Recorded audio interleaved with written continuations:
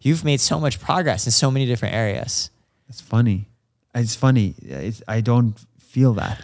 Yeah. I don't feel that at all. I feel like the empire I built is literally built on top of sand. I feel that way all the time. Every day, tomorrow, it could all just go down to nothing. Yep. Welcome to the Karat podcast. I'm Eric, and in just a few minutes, we're going to play 36 questions to fall in love with Nas Daily. He's not just a massively successful creator and entrepreneur. I've known him as a friend for over 12 years since we went to school together as freshmen, and I hope that you get to know him a little bit more personally today, the same way I do. We're the first Let's get to know each other. The first podcast where the guest has to actually come and set it up. That's test one. The podcast only happens if you're good enough and you know what to do. Yeah. So well, you see it in step one. I don't enjoy this because I'm actually not good at it. Really? Yeah, I'm getting away from video. That's how you started. Yeah, I know. Look in this camera, it's auto ISO because I don't know what the right ISO is. Let the camera figure it out. You're always more about the story than the actual. Yeah, I don't care about the video itself.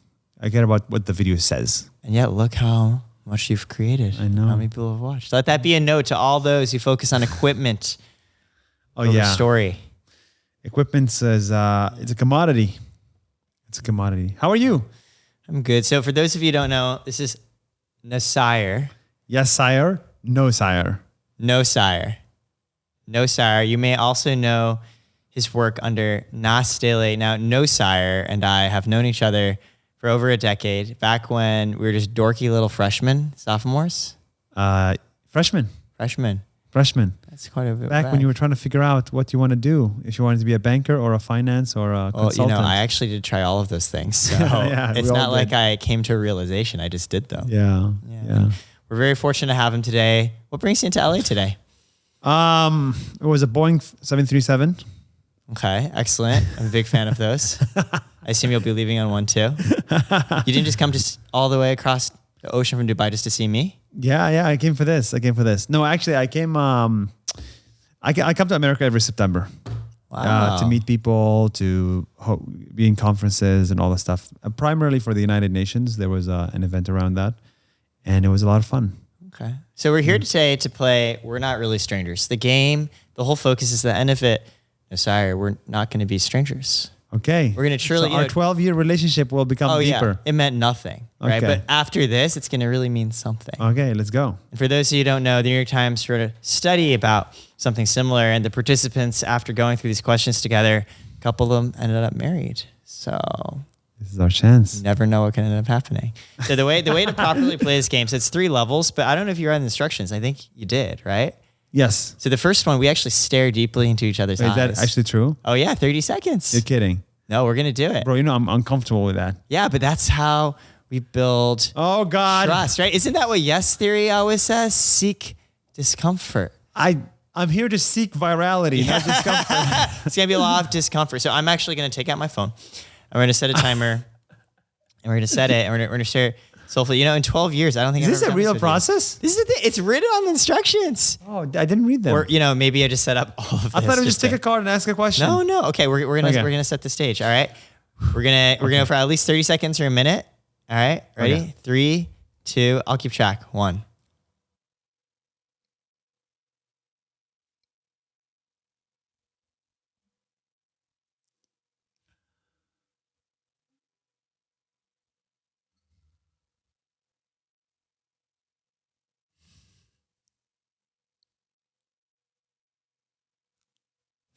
This is great for viewer retention, by the way. 30 seconds. All right, we're about 30 seconds. So, Woo! How long is 30 seconds of my life? I don't stare people at the face unless I'm talking to them. I'm actually uncomfortable looking at people in general. I learned when I was young to just stare at their foreheads or their noses because I felt really self-conscious looking at their eyes. Really? Yeah, So, I'm like that too. Yeah, I'm very shy. So where did you stare at? Did you stare at my nose? I did stare at your eyes. I felt like I owed it to you, right? I'm the one who set this up. You have beautiful eyes. Did you stare at other people's? You did this with others, right? Yeah. Oh, okay. Yeah. Okay. I stared at your eyes. Oh man, you have more wrinkles than you used to. I'm not even kidding, dude. I'm just like, damn. You still look young. Oh my God. That's Botox. Here we come. Do I still look the same? You look the same. We are different races, okay? One of us ages fast. Considering I've showed photos of myself to friends in the past, and they say I look like I'm a 10-year-old. So I think it's like just the accelerated aging. I think you could use a bit of wrinkles. Yeah. Okay. To be taken more seriously. A little bit of seasoning. Yeah, okay. yeah. All right. So we're going to go through this now. Now we've gone through the intimacy building exercise. 3 levels, level 1, level 2, 3. We're going to go through a few questions from each level. Okay? Okay. You want to start? Take one from level 1. Level 1. Anyone. Anyone. Okay. Pick a card. Any card. All right. Wild card. Rate your dancing skills on a scale of 1 to 10. On the count of 3, say your answers out loud. Both players. 1, 2, 3. 2. 1. Yeah! Nice. We both suck at dancing. Oh, I'm so self-conscious. Because I think for me, dancing is not so much about the technique. It's just, do you feel comfortable in your own skin? Yeah. I think I've never felt comfortable in my own skin. Same here. Really? Yeah, I think society does not want us to feel comfortable in our own skin, you know? Yeah, I don't feel attractive. Yeah. 99% of the time. And so for me, dancing is like, and now I'm going to present myself to other people. Yeah, exactly. It's funny you say that. I would have figured otherwise. You're on camera all the time. No, but I'm not your traditional LA creator, you know? What do you mean by that? What's a traditional LA creator? Well, good looking, you know? I think you're good looking. I stared into your eyes for 30 seconds. Only recently, I think, but not when I started. So you accept you've had a glow up? A glow up? Yeah. I've you know, when you start working out and you start taking care of your health. Which I said you look fantastic. Yeah, thank you so much. Yeah. But yeah, I'm like you. I mean, remember college? It's like, God. You were ugly, I'm ugly, we're all ugly, our friends are ugly. Yeah, I do remember. I'll tell you something crazy. Yeah. There is this social experiment where people get a number on their forehead and they don't know the number, okay? So I put a number in your forehead and I get 10 people together, okay? And every person, I give them the number on their forehead. Yeah. Then I tell them, find a partner, like a girlfriend or a boyfriend. Yeah. And then, but your job is to get the highest number. So everybody goes around and sees people on numbers, number 1, 2, 3, 4, 5, and they say, okay, number 10, I want number 10. Yeah. So they go get number 10 because they want to be with number 10. But then they don't know their number. They only know their number. But you go to number 10 and you're too low, number 10's going to pick you. So you have to get a sense. This is just dating. So yeah, exactly. So what ends up happening, 10 and 10, 10 and 9 become together, 8 and 7 get together, 6 and 5 get together, and 1 and 2 get together. So people are just naturally good. Naturally self-selective. It's like, there's a term of this, assortative mating? Assortative mating? Assortative mating? Yeah, that's probably what it is. People find people who they feel are similar. Yeah, same value. So the way I look at you and the way I look at me for the last 12 years, like, okay, I'm 5 out of 10. He's 5 out of 10. But his intelligence or skills are 10 out of 10. Oh, very flattering. Right? So it's like, okay, I want to be around 10 out of 10 in potential. It's so funny because I'm even thinking beyond us just looking like hobos back in college. I just didn't feel like a real person. You know what I mean? Like I just didn't know why I was there. I was actually super depressed in college. Did you know this? Like when we met? No, I didn't know. You did not look depressed at all. I was so depressed. You know, remember sophomore year, right? We get put into blocking groups. Yes. You hated your blocking group. I didn't get put into a blocking group. I found a blocking group with people I just didn't know that well because nobody wanted me. Same here. Did you know that? Same here. Oh, dude. Oh, my God. Oh, my God.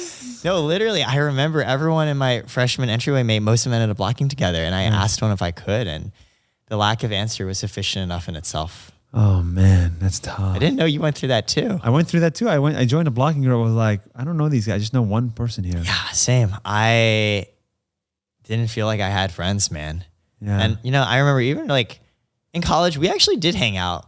More in junior, senior year. Remember we started to work out together in the Mather gym a little bit? Yeah, I did. But like before that, freshman, sophomore year, not really, right? Every now and then. I remember walking out of the economics 10-10A final with you and just complaining. You were just a friendly guy. I was like, oh, I could high five this guy and keep going. Yeah, probably. I was so desperate for validation and this guy seems nice, you know? That's interesting. Yeah, man, and now look at you hanging out with the coolest creators in the world. Yeah, with you. No, not me. I mean, in Los Angeles. Oh man, no, but Graham Stephan, Jordan Matter. Well, I think I'm a big believer. Like us as human beings, we have capabilities. In certain situations, they're good. In certain situations, they're bad. I just have this tendency, this capability, where because I went through that so much of my life, like just not having friends, I think I care so much about building real relationships with people. like, of course, there's also a business piece too, but even putting that aside, I actually just want to become friends with everybody. And in some circumstances, that's a strength. In some circumstances, that's a weakness. Yeah. Because I care too much. Interesting. Hey, that was just one question. I'm going to do another one. And it's level 1. Yeah, level 1. Okay, let's go. I didn't know though, like all that you also didn't feel like you had a good blocking group. No, or I linking never had a group. group of friends. I never had a group of best friends in my life. I haven't either. Yeah. I still just have one-off. But hey, close you found a relationships. co-founder. That's huge. That's Yeah, man. huge. You know, I tried to find a co-founder for 4 years. 2 years of college, 2 years outside of college. And I couldn't. remember. I couldn't. Nobody wanted to work as hard, or nobody just cared. So I was like, okay, I'll just do Nas Daily. I actually remember this toward like junior year of college. You were always doing something new. Always I trying. remember you were doing Kindly, Yeah, Kindify. Kindify. You got it on a NASCAR, right? Yes. I remember you did the Harvard HSA shop. Yes. Right? Well, how do you remember that? You built a link Branchly, aggregator, and then Branchly. Downtime. Yeah, downtime. Oh, and also something with dry cleaning with clothes. Yes. How do you remember that? Bro, we've known each other for a long time. So you know about every single startup I tried to make. I remember. And you used 0 of them.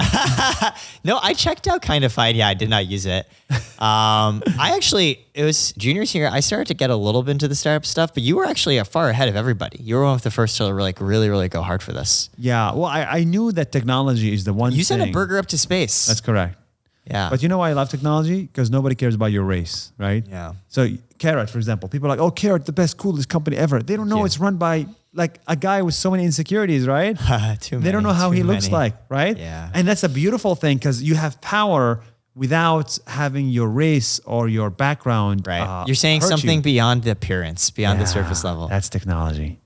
Did I so? Wow, we've gone a lot far away. Yeah, man. Same thing for me. I've never had like a group of friends, right? Yeah. I have like us, right? It's not like we're part of this group where we all just like hang out together. None of like, that. you know, we know I we don't know each think other. you want a group of friends. Yeah, That's the thing. really? If somebody wants to get deep with you and be like, hey, you will be my best friend forever, I just don't think you will want that. I think that So you don't want that. I don't want, and I don't think you want that. You will start thinking, oh, the so? grass is greener somewhere else. Oh, there's a creator that should use a Karat card. Excuse me, I'm gonna go and sell them. Like you're more like a go wide, not a go deep kind of guy. But sometimes, man, I feel really lonely.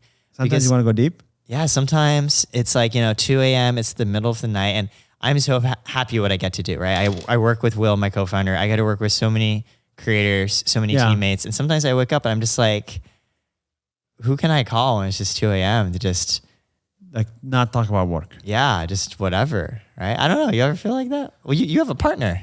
So yes, are you single?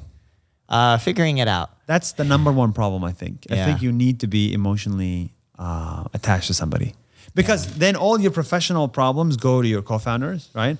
And then all your emotional problems, you can talk to that with your partner, Yeah, so you have that. So I'm very lucky to have that for 6 years. So I would get really lonely really fast. So by the way, she just left to the airport and I have like a 4-hour window and I was like, I need humans. So then you came along. I was like, oh, let's do this. That's so, again, I bet people probably would suspect that you have the most friends on earth. No way. I remember that place you had in Alphabet City in New York City. Do you remember the first trip you took when you left Venmo and you need to sublet your place? Yes, you subletted my place. I sublet your spot. Thank you, man. Yeah, I remember. You funded Nas Daily and you don't even know it.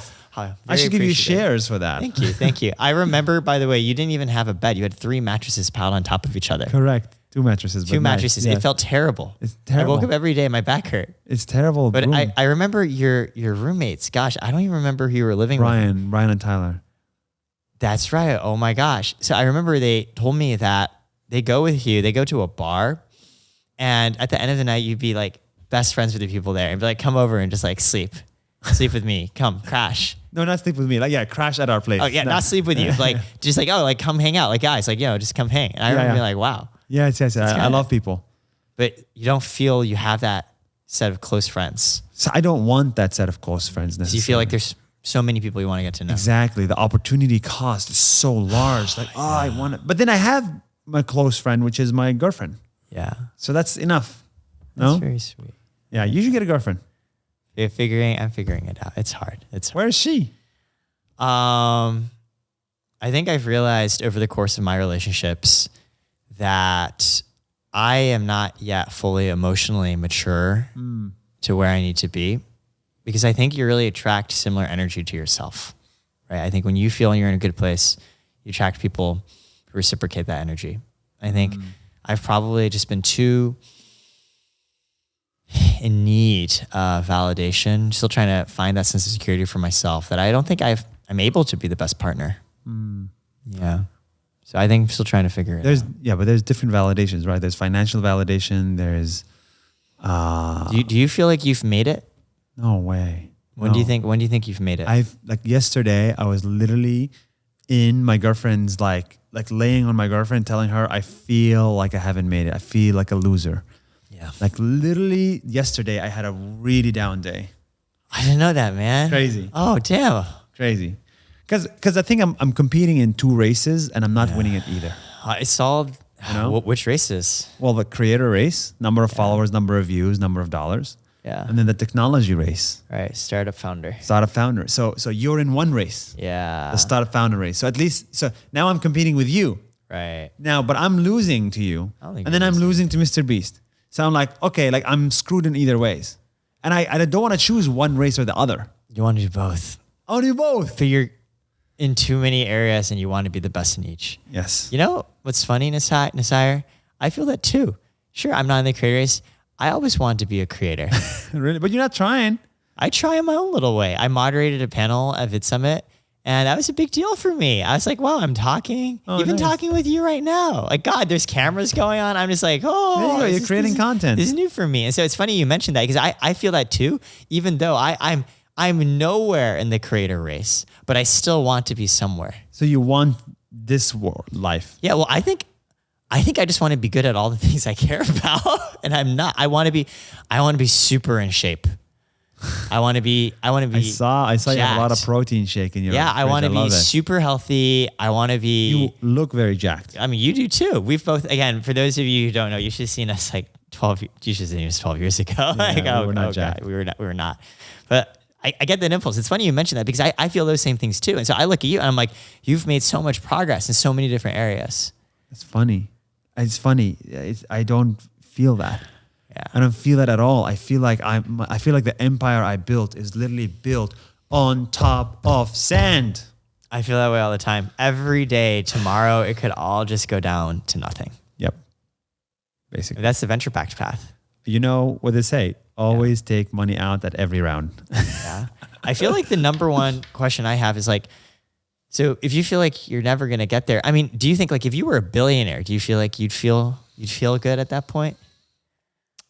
So I know when I knew when I wanted to end. So I knew when I reached 10 million followers, I knew I'm done with this race. Yeah. Because you stop making video every single day. Yeah, I stopped that.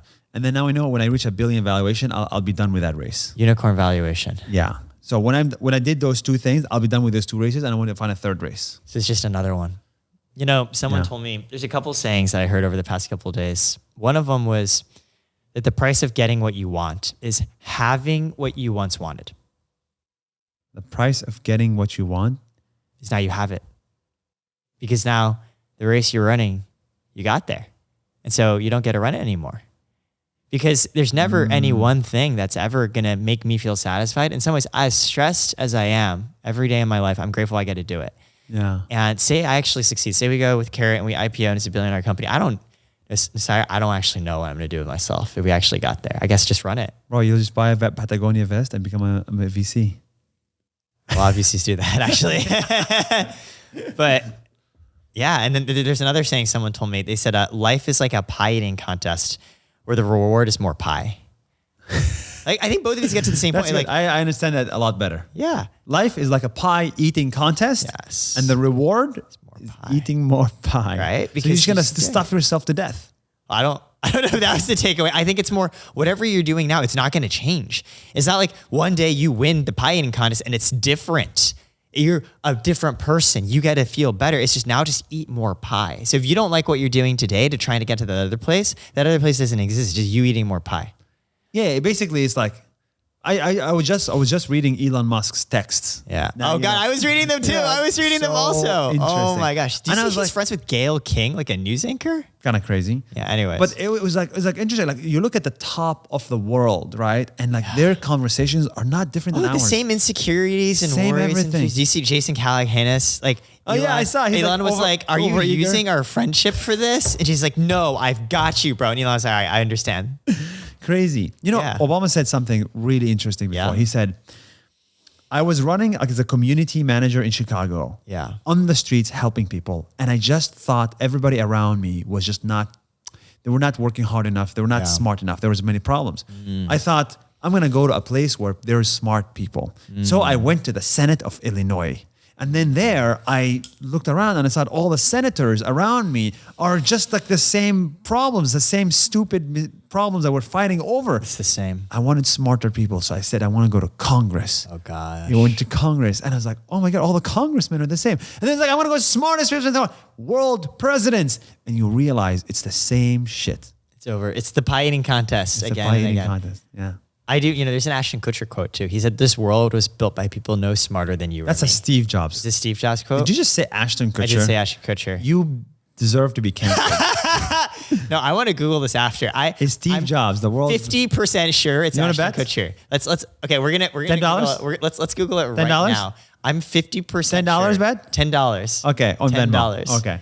The world is built by people that are no smarter than you. World- And when you understand that, you realize that you can shape it. You can change it. Oh, you know the whole quote. I think I just entered a losing bet.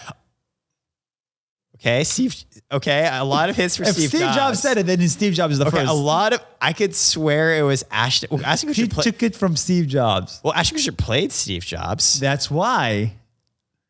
That's why. So you know the original is Steve Jobs. Now Venmo me, add dollar, $10. Oh no. Okay. Ashton Kutcher quoted Steve Jobs. Oh, that's dirty. So technically, I'm not wrong. He quoted Steve Jobs, but I think the $10 is yours. I'll Venmo it over to you. Well, that feels bad. I mean, when you literally read the entire quote back to me, that's when I felt a little like, okay, cool. I might be. It is the most amazing quote. Yeah, no, because sorry, I never thought I could do it. I so admired, I respected, and in part of me was even jealous because I saw you doing so many things and I didn't have the courage, the psychological security to go try and do my own thing. Right? I so admired what you had done. And what held me back was this sense of like, well, why me? Why could I possibly think I could do this better? And until I realized, yes, the world is built by people who are smarter. Like, why the heck couldn't I just try and figure it out? Yeah. You know what really, I remember this moment that really sunk it in for me. I was at Instagram, Yeah. right? And I was sitting around with some of the greatest consumer product minds on earth. This is when Instagram was doing super well. On earth, Yeah, quote unquote. quote unquote. It was a very US-centric view, I know. Yes. But Instagram was killing it, right? Several years ago. And we were sitting around and we're just like, the head of product was just like, cool, like what should we build next? And we're like, oh, like, let's look at what Snap's doing. Okay. And then like one director of engineering was like, my kid's telling me he goes to kickbacks now. They're not parties, they're kickbacks. And then we were all just like, let's Google what a kickback is. Like maybe there's something here. Like oh we should my go to God, kickbacks. you're kidding me. But like, I actually say that not like Instagram's bad, more like that's just how it is. Everyone, first principles, everyone's just sitting around trying to figure it out. And for me, I was like, oh my gosh, like I'm here at Instagram, I'm working with people I admire so much. And they're sitting around Nuseir going, what do we do? what do we do next? And And they have billions of users. yeah, and that helped me. And then that's why, Karat, one day I met a bunch of creators and I was like, okay, I think we can build something for them, the financials. And, everyone, like my parents, so many friends are like, oh my God, this is clearly a solved problem. Like, why are you going to do it? And then, I was just like, well, what do you know? You don't know anything. And neither do you, right? I don't know anything. And neither does the investor. I think the mindset I've now adopted is I am no better and no worse than everybody else. So I actually think you're better. I don't. You see, you interview Yeah. people because you're hiring people, right? So out of 100 people that you hire, Yeah. you interview, you probably hire 2. Sure. So in your opinion, 98 people that you met are just not good enough for what you want to build. See, I don't see it that way. I see it, when I left Instagram, I didn't know what I wanted to do. I actually went and worked at Coinbase really, really briefly. It was like 2-3 months. Wow, really? And I was asked to leave. Really? Yeah. No. Did you put that on your LinkedIn? I didn't put it on my LinkedIn. Oh my God. We Yeah. have a scoop. Yeah. You got laid off. I was asked to leave and I was extremely hurt. And I thought about it is because I wasn't actually putting my full self there. I so wanted to start a company that half the days I wasn't even coming into work. What were you doing? Were you quiet quitting before quiet quitting was a thing? I was trying to think through, am I happy with this? I wanted to start Karat. I didn't know though. I just knew what I was doing wasn't right. I wanted to start my own thing. I didn't feel like I was there. And so for me, what was your job at Coinbase? Product manager? As a product manager, I was supposed to build Coinbase Pro on mobile. No Big way. deal. If you joined there, bro, the stock would have been amazing. Oh, yeah, it would have been amazing. I definitely would have made more money if I had stayed there. But life is more than just that. But I realized it wasn't the right fit. The same way I wasn't doing a good job at Coinbase wasn't doing a good job for me, right? It wasn't satisfying me. So I don't think it's those 98 people, they're bad. I think it's genuinely, is it the right fit or not? Because a company is not a family. It's not unconditional love. That's exactly what it's a team. A high performing team. And you get to choose the people you want to work with. That's why it's so precious when you do work together.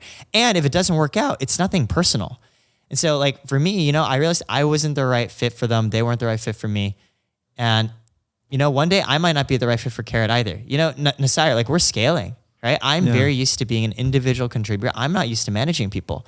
And if one day that happens to me, then I hope I can remind myself, I will definitely take it personally, but I will try and remind myself, hey, it's just not the right fit on both ways. That's how I think about it. Wow.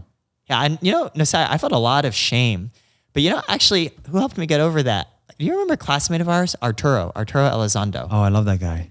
I love him too. So he started a company. And he inspired me a lot. He inspired me too. Oh, what? Arturo, we're going to send this to you later. Arturo, very inspirational. Arturo started a company called the Every Company. Yep. And they're replacing eggs with plant-based protein. The world's first plant-based egg Incredible. protein.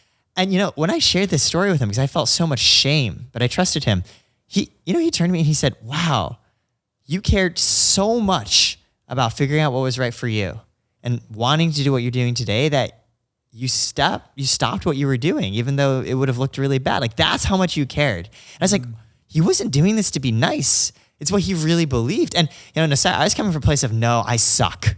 I just suck and I'm bad. Because that's the mentality I grew up with. If I'm not getting A+ and everything, I suck and I don't deserve love or validation. Same here. And so when Arturo said that, wholesomely, truly, man, I had tears. I was like, oh my God, like he really sees me that way. And then I asked myself, if he can see me that way and I can see others in similar ways, why can't I see myself that way? Why can't I give myself that forgiveness? But I don't think you gave yourself that forgiveness. I still haven't. You still I'm trying to own This is it. not I fix it in one day. This is you fix it in 30 years. And I'm still working at fixing it. And I think it's such a balance because I think part of it is we have this drive for more, and it's pushed us to do so much we have. It's like chip on the shoulder. Yeah, you have it. I think this is why we were friends. We both sensed that desire for more, wanting to do more. Every period throughout our friendship, I've seen you. Yeah. Even, and I was saying this before the camera started rolling, even when your shirt didn't say 40%, when it said 32, 33%, I remember that distinctly. We were in a hotel room with Max Kolesh.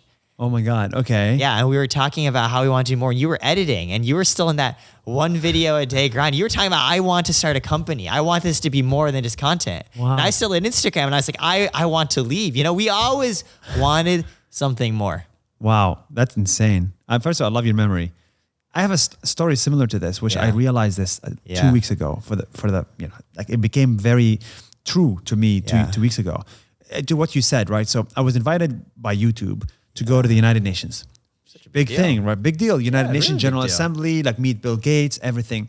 And they had one requirement, right? Which is just make content if you want. Okay. If you don't want, it's okay. Yeah. But then I saw around that there was like 20 creators or 10 creators or 10 creators. None of them made content. Yeah. And I was like, guys, why do you think you deserve a trip to New York if you haven't made content? Like, somebody trusted you to come and make content. And you're like, I'm just not feeling it. I'm taking it easy. Right. And I was like, that's really interesting that some people feel like they can take it easy. Right? Even when you get this opportunity, you can take it easy. But for you, you're like, I need to earn my keep. Yeah, there I am. I'm like, dude, if I don't fucking work 3 times as hard as everybody else, I do not deserve to be invited here. I do not deserve to exist here. I feel that too. And that chip on the shoulder, just anything we do, we must work twice as hard. Nuseir, I feel lucky just to even see you here now. Of course. But like, I feel like it's because I work in the creator space. It's because I got to reconnect with you. Like I feel like that every single day. I don't deserve to be there. And that's why when you say that, I get that feeling. And I, to be honest with you, like I think some of this is your environment. Your environment is not making it easy for you, bro. I'm telling you, I come here once a month, one month a year, right? And I see this environment, and this environment is toxic. It's hard. It's hard. Because everyone wants to be better. And it's not just Everyone's that. showing. There is no substance to many of the things that happen here. Yeah. So like, if I feel like if you build Karat in London or in New York or in San Francisco, you may have better luck. You know, I thought about this, Nuseir. I think it goes both ways, right? Because what do creators do at a very fundamental basis? You want to show and share with the world. And that's very powerful because you inspire others, you teach them, you entertain them, you help people watch you because they want to feel something. And that also means, well, why did you want to do that in the first place? There's probably a part of you that wants to be seen and heard. Yeah. And the two go together. So for me, I acknowledge what you say. And I do think there's something very real about, sure, at the end of the day, there are reasons why people want to have their stories and faces and content known, but like it still has a good effect in many ways. Yeah. Right? Yeah. Yeah, no, I agree. Everybody wants to be a creator and to be heard. This is why I started creating. Yeah. I just think there's two different kinds of creating, right? Like you trying to build products for somebody that doesn't validate you is hard.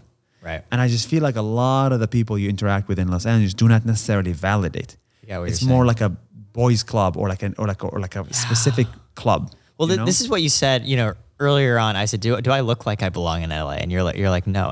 But here's the thing, in a way, it self-selects for the other people who can appreciate you for you, right? Like there are people in LA, maybe I'm never going to fit into that LA scene, but I'm going to find the other people who, can get me for who I am. For sure. I love that. For sure. And they're amazing. I'm just saying, you're building in hard mode. Yeah, I go. Hey, I'd say you're building in hard mode too. You're building in global. Dubai and Singapore. Yeah, that's hard. Most people, man, they do one country at a time. But you've always been international from the start. This is my biggest problem. I don't have a country. I know. And this is hurting me. It's like what we just said. The same things in some situations help, in some situations hurt. Yes. It's actually, that's why sometimes I'm jealous of Mr. Beast. I'm like, I'm jealous of Mr. Beast because he has no other country. He has one country. He hires in the same country. Massive focus. This is my market. And once you hit network effects, you become big. But I need to hit network effects in Dubai. Everywhere. And Singapore. And India. And Philippines. And America. And Israel. And those are my target markets, right? And then when somebody becomes big in Philippines who's putting 100% of their time, I was like, well, I'm putting 5% of my time. It's funny. You mentioned this. I'm sensing a theme. You said the same way you felt as being both a creator and an entrepreneur. Yes. You feel like you're doing both and you're not as good in either. Yes. Which is so funny because I see you killing it in all areas. Again, from my outside perception, right? What you just said. I see from the global perspective, so many people in so many nations globally appreciate you. Yeah, and I don't. And I know you don't feel it that way. No, I don't feel it that way at all. At all. Tough. But now I'm having a better focus. Now I'm like focused a bit more on Asia. I'm like, you know what? Yeah. This is great. America's nice, but there's a lot of money in America. I get it, but Asia is the future. So I'm gonna try. I've come to the conclusion that I don't want to hire in America. Yeah, I'm only hiring in Asia, and I'm not gonna be begging. You're still based in Dubai though, right now. Yeah, based in Dubai. Are you gonna move back to Singapore? Or? Dubai and Singapore. I go between. Oh, you're traveling. Yeah, so yeah. Oh, now I feel even luckier to catch up. All right, let's go on to the next We're question. not even playing the game. Let's go on. Just go straight to level 3. I think. See, the thing is because you and I already know each other. You know what I mean? Yeah, I'm gonna pull one out. That's level 2. But that's level 2. Oh, this is level 2. I'm still gonna ask it. When you're asked how you are, how often do you answer truthfully? I would say like 90% of the time. You're very honest. I wear my emotions on my mouth, on my lips, all the time. 90% of the time. Yeah. If I'm not feeling good, I'm like, it's good. It's struggling. Like I'm alive. I say I'm alive when it's not good. I say that too. I'm like, I'm tired. A lot of people have been someone. They're like, Eric, how are you? I'm like, I'm okay. I'm tired. I'm having fun, but I'm tired. Actually, I'm actually really burned out this week. So Really? From what? For me, it's where I always said it before, because I didn't grow up with friends. I really try and build genuine friendships and relationships where I can. And in fact, a lot of people ask, how did Karat get started? Right? And the truth is because I meaningfully built actual relationships with the people that we serve. Because even outside, obviously there's a business part, But even outside the business part, I count them as my friends. Yeah. And so Vitsum, it's almost like they're all here at once. So that's good. And yes, there's the friendship part, but then there's also the business part. And so I both want to catch up with them, I want to, and then I feel like I should. Because I feel like, and this is, do you deserve it? I feel like I don't deserve to get to do what I do without working harder than everybody. Yeah. You know, my co-founder Will today just gave me feedback. He said, I looked at your calendar. You have way too many meetings, way too many things you're doing. You're not being a good manager. And I said, you know, Will, you're right. I want to get better. And I keep choosing to throw myself into the nitty gritty because I feel like I have to be working. So Vitsum, I was there. You know, I didn't stay for the yacht because at that point I was at peak exhaustion, but I was, you know, every single day I was there. I was meeting people. I was catching up and I was so tired. And so I did tell people, That's interesting. how are you? I'm like, I'm very tired. I'm very tired right now. I'm very You're tired right now? Yeah. Okay, let's make you less tired. Let's see. All right, level three. Level three. Reflection. Based on what you learned about me, does my social media accurately reflect who I am? What a question. Does your social media reflect who you are? You know, I'm actually interested in this answer. So Be honest. yeah, no, I'm gonna be honest. This is the whole point of this, Nuseir. It reflects parts of you. So it's no. Not wholly. It doesn't show the hard parts. Really? Like, I think the parts, well, a lot of what you just shared now, right? You don't feel like you've earned it. You feel behind in all these areas and all these countries. In college, you and I, Like insecurities. yeah, It doesn't show my insecurities. we didn't have friends, right? We both worked really hard. We both really wanted to do things. I know for yourself, Barry, you went through multiple names and everything. I know there's so much that you've gone through that is not necessarily in your content, not because it's a good or bad thing, but because you've chosen to focus it on other parts around, actually, in a way, other people. Yeah. Framing and supporting, hey, don't you want to learn what else is here in the world outside of yourself? Which, of course, when you're framing other people, people get to know you a little bit through that, but they don't get to know you as much personally. And so I think there's a lot. I'm just even learning talking with you now, like how you think about these things. I don't think that's reflected as much in your content. Well, you just gave me a video idea. Yeah, I'm glad. Yeah. I want to call it like, you know, double work as hard. I think there's a video about it there. I get it. Because there's a lot of people are talking about work-life balance. And I'm like, shut the fuck up. Work-life balance is a privilege that some people can do, but many people cannot do. When your parents, did your parents immigrate to the United States? Yeah, we grew up poor. Yeah, they had no work-life balance, okay? If your parents worked 9 to 5, 5 days a week or 4 days a week, you wouldn't be here. Yeah. There's a sense of obligation, I do feel. So there is an obligation for me and for all my company to work double as hard as anybody out there. And that is not a work-life balance. Yes. And I think that chip on the shoulder, I want to make that video. I will want to watch it. The bigger question I'm trying to work through, I feel that chip too. I'm trying to balance that. Well, how do I avoid burnout? Burnout is different from one person to another. So it's the person's responsibility. You know, it's not your responsibility. I want to avoid burnout not only for myself but also for those I work with. But it's their responsibility to figure out, manage the burnout. It's like asking me, it's like, what about when my team has to go to the bathroom? And I'm like, bro, if somebody has to go to the bathroom, they have to go to the bathroom. So you're saying it's on them to it's say it on to you. It's your responsibility. I think it's on us to build the environment. You know, I used to work at Instagram. You know another reason why I left Instagram? Too chill? Hated my manager. The last manager. I had several managers at Facebook, Instagram. All of them I'm close with. I still message, except for the very last one. Why? I didn't feel respected. I didn't feel like she saw me as a competent person. And I took that very personally. And here's the thing. I left Instagram. I didn't tell anybody about this because I didn't feel safe enough to speak up about it. And so when I left, a lot of people reached out to me. They're like, why are you leaving? What's going on? And I didn't even tell them why. And, you know, that manager actually left the company within a year. So I don't think it was actually just me. Interesting. But I didn't share it. And so I think I hear you, but I'm also like, it's on me to build that environment because it's, I don't know. Yeah. I never shared. Yeah. Fair. All right. Here's another one. Level 3. In one word, describe how you feel right now. I feel good. Yeah. That's the truth. I feel good. I feel like I'm with friends. I'm in LA. I'm healthy, and I have a roadmap for the end of the year for the products of the company, and the other company is profitable, so we're not losing money. So congratulations. Nas Daily, that is. Yeah. I just looked at the financials today. I was like, okay, we're safe. we're safe for the next 3 months. Yeah, for the next 3 months. God knows what happens in January. So like, I'm like, okay. That is true. Like anyone who's doing their own thing, that's how you feel. It's like, it's going to happen, a little that way. Well, we don't know. We'll just try and figure it out. How about you? I feel grateful. I feel a lot of gratitude that I've gotten to build a relationship with you over the years, right? And of course, we're in the same industry, and there's a business part. Yeah. But also just from a personal part, I do feel I've gotten to know you more, and I feel through this. Exactly. Yeah. I feel very happy about that. I feel, like I said, I didn't have many friends in college. I don't talk too much with people from Harvard. Funny. So this is actually news to me because you looked like the guy who had the most friends. That's so. I really thought that was you, man. Like I'm not even kidding.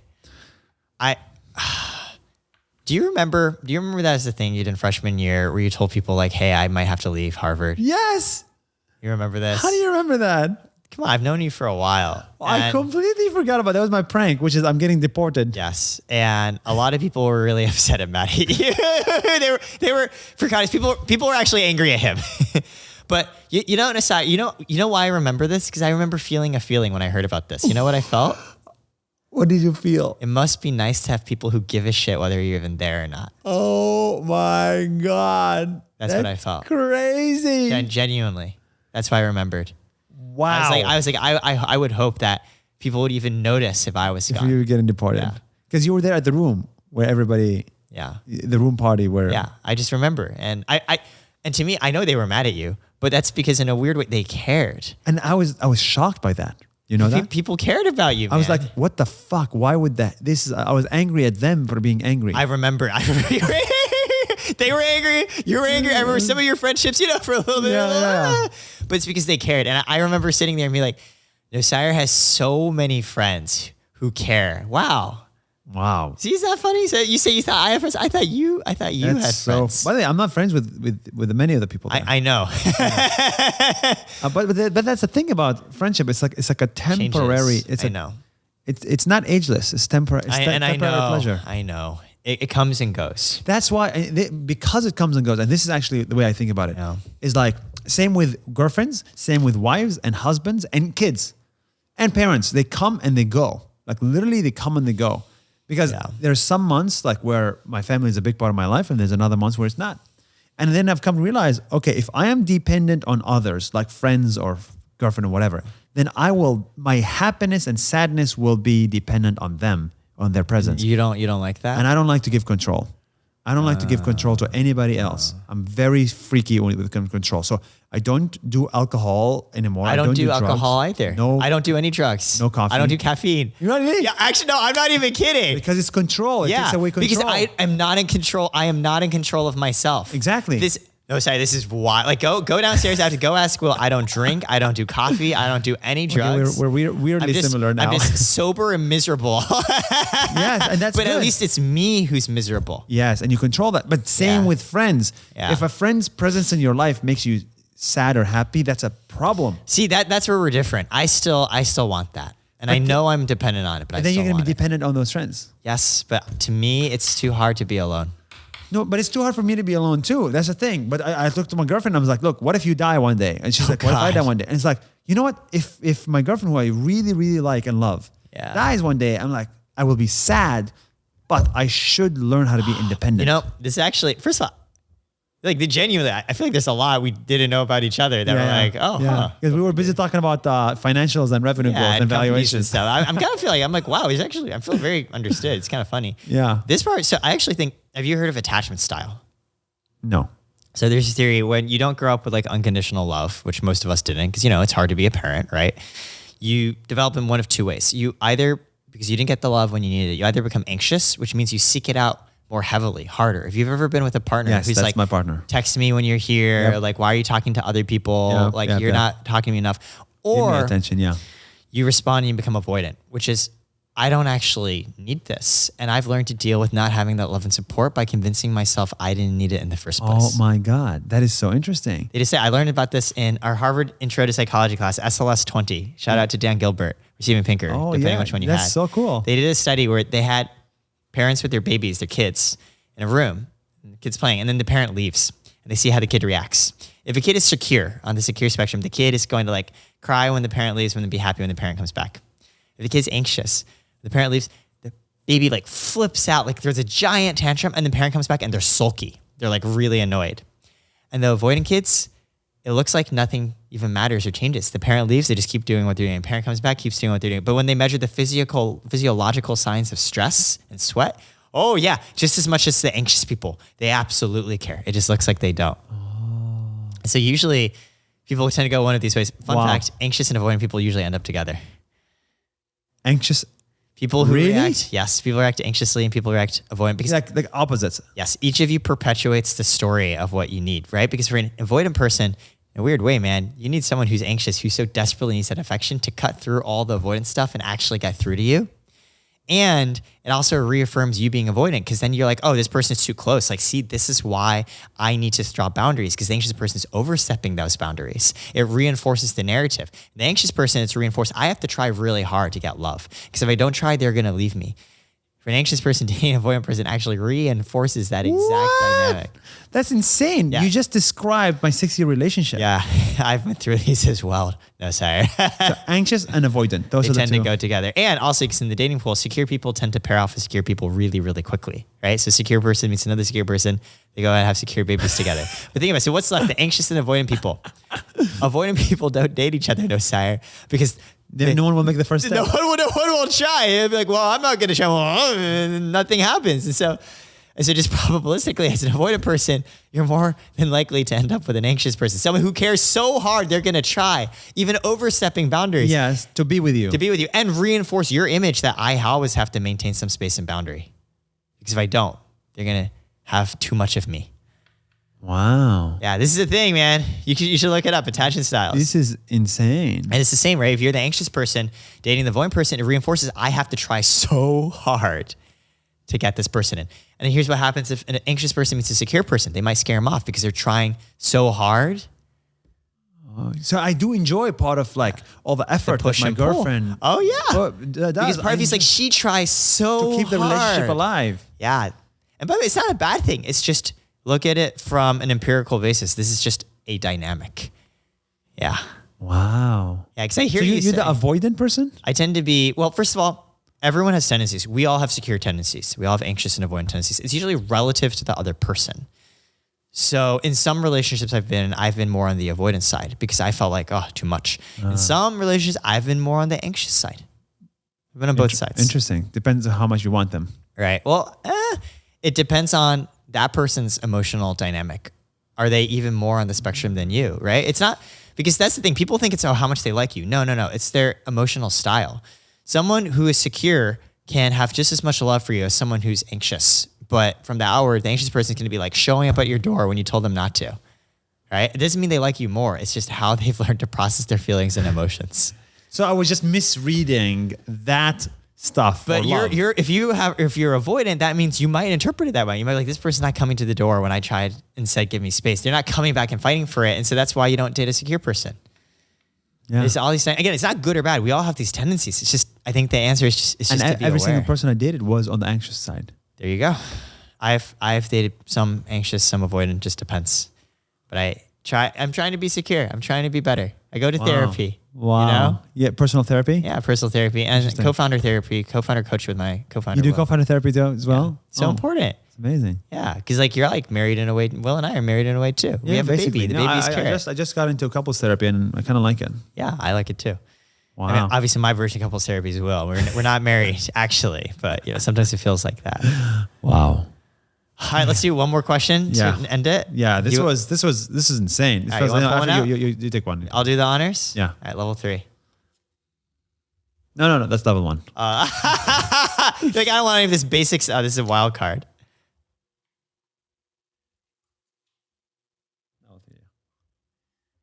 Nuseir, Nosy, Nas Daily. What has this conversation taught you about yourself? Ooh, dude, this is crazy. Ooh, spicy. This is very spicy. I know. Fuck. This is intimate. What this conversation, honestly, above all, it has taught me that I'm not as special as I think I am. You know, it's like Actually, all my feelings are validated by another human, right? Thank you. So that was one. So validation from like, okay, there's another crazy human out there in the world. Yeah. But the second thing is actually there's a science that describes my life, which is like I'm still subject to social science. I'm not above it or below it. I'm under social science. You're which a is, human being. yeah, exactly. And everything that happens in my life has some science attached to it, right? Like anxious avoidant thing really blew my mind, Yeah. right? And also, is the way I perceive things is different than the way they actually are. You have friends, you don't have friends. Why would you be angry if I'm leaving? So the stories we see. The versus stories we see are realities. different, yeah. So there's like a couple of things that I learned about myself from here. So it's really been a good conversation. How about I feel you? the same.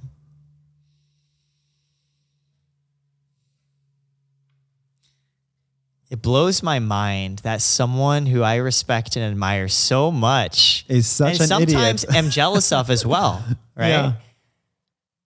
Has these same insecurities. Yeah. It's funny because I'm also jealous of you. I'm jealous of you too. Your company is 3 times the valuation of my company. No. Dude, there's so much. And you know what I've learned? Nuseir, I used to be afraid of sharing negative feelings like that.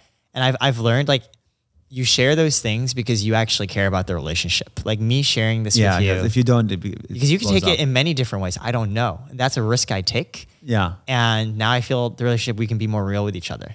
for sure. You know, I mean, sure. the same way Elon and Jason, he's like, are you trying to use this friendship? You can be honest. And so I think I feel, right? People. Such an inside joke, People. man. No one will get this joke. Oh, it's okay. There's going to be people watching her in the intersection of everything. And I think I'm just like, wow, like it just makes me feel better about myself. yeah. You know, that you also think through these things. And I'm also just happy to discover these things. I think it's going to make our future conversations richer. I mean, For sure. that we know we have a lot of this shared context. For sure. And I actually felt like I've been going through a rough week just because it's been really, I enjoyed Vid Summit, but balancing that with Karat it's a lot. It's a lot. And so it How many feels, people are you now? we're 50 people. Oh, geez, and it feels that's a lot. I'm so grateful. And I want to be a better manager. I don't think I'm doing a good job. And I'm trying to balance that with everything. And I feel like to hear you say, hey, I learned something today, it makes me feel really validated. Like, I'm like, Yeah. you know, I can feel good about that. Like, I feel I brought value into your life. Like, 100%. I that- know what that I'm going to makes me do feel special. the minute I talk to my girlfriend is I'm going to say, you are anxious. And maybe I am not like avoidant. that. There's a book called Attached. I'll send it to you. Oh, attached? It's called Attached. You can Google it. This is not pseudoscience. I'm super against pseudoscience. Like Myers-Briggs pseudoscience. Really? Yeah. I love Myers-Briggs. I mean, it could be helpful. You're ENTJ. Or EINTP. Yeah. Well, you should look into the big 5: openness, conscientiousness, extroversion, Yes. agreeableness, neuroticism. That's Yes. a little more rigorous. But point is, this every time attachment style has got tons of scientific literature. Because I studied psych as my secondary. I wrote a lot and did a lot of research into this. So the book's called Attached. I'll send That's it to you. interesting. I'm very lucky to be around Harvard people, smart Harvard people. Well, let's reframe that as just smart people who understand it's important to be meaningful. Because I don't want to get everyone going after us. Yes. I really enjoy these conversations. I think there's a lot of depth. Thank you, grateful. thank you, Eric, for absolutely, having man. me here. And thank you so much for listening. Thank you, everybody. All right, that's a wrap. Woo! Oh, give me a hug, man. This is awesome. Oh, Jesus Christ! Let's get a hug. You have a strong grip, bro. You do too, man. Did anyone tell you that? Wow, what a moment today with Nas Daily. I'm grateful to have gotten to know him just a little bit better, and hope you feel the same way. If you like this, subscribe. We're Karat. We build better financial products for creators.